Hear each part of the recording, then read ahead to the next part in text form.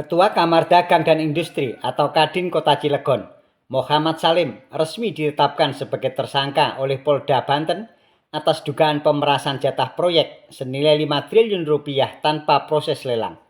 Bersama dua tersangka lainnya, yaitu Wakil Ketua Kadin Cilegon Bidang Industri Ismatullah dan Ketua Himpunan Nelayan Seluruh Indonesia atau HNSI Cilegon, Rufaji Jahuri. Salim langsung ditahan usai penetapan tersangka pada Jumat malam, 16 Mei 2025.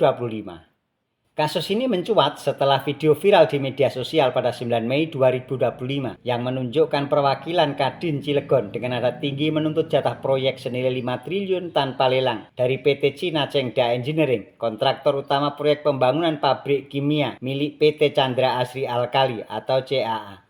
Proyek senilai 15 triliun ini merupakan bagian dari proyek strategis nasional tahun 2025-2029 yang ditetapkan Presiden Prabowo Subianto melalui Perpres nomor 12 tahun 2025. Direktur Reserse Kriminal Umum Polda Banten, Kombes Pol Dian Setiawan, menjelaskan bahwa Muhammad Salim berperan menggerakkan massa dan mengajak aksi demonstrasi di lokasi proyek pada 14 dan 22 April 2025.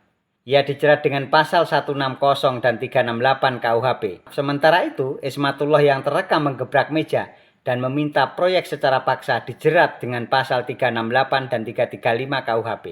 Rufaji Jahuri yang mengancam akan menghentikan proyek jika HNSI tidak dilibatkan dijerat pasal 335 KUHP.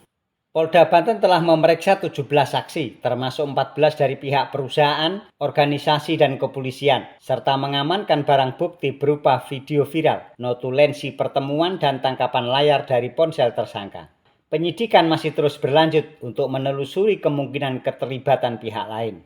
Ketua Umum Kadin Indonesia, Anindya Bakri, mengecam aksi tersebut dan menyatakan telah membentuk tim verifikasi untuk mengevaluasi tindakan Kadin Cilegon. Ia juga mengumumkan langkah-langkah tegas, termasuk rekomendasi sanksi kelembagaan, pembekuan kewenangan organisasi, hingga penyusunan SOP keterlibatan Kadin dalam proyek strategis untuk mencegah kasus serupa. Kadin Cilegon juga telah dipanggil oleh Kementerian Investasi atau BKPM pada 14 Mei 2025 untuk mengklarifikasi permasalahan ini.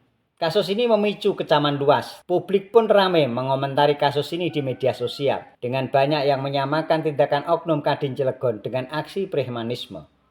Proyek CAEDC sendiri dirancang untuk memproduksi 400.000 ton kaustik soda basah dan 500.000 ton ethylene diklorid per tahun, yang menjadi bahan baku penting untuk industri seperti pemurnian nikel, baterai kendaraan listrik, kertas, dan konstruksi. Chandra Asri Group menegaskan komitmennya untuk melanjutkan investasi di Cilegon meski menghadapi tantangan ini. Polda Banten memastikan penegakan hukum akan dilakukan secara transparan untuk menjaga iklim investasi yang kondusif di wilayah tersebut. Tanpa ada lelang, 5 triliun untuk Kadin, 3 triliun untuk Kadin tanpa ada lelang. Bagi Tetap pantau dan ikuti channel @portalika news untuk informasi terbaru dan terkini. Jangan lupa like, share, dan subscribe. Sampai jumpa.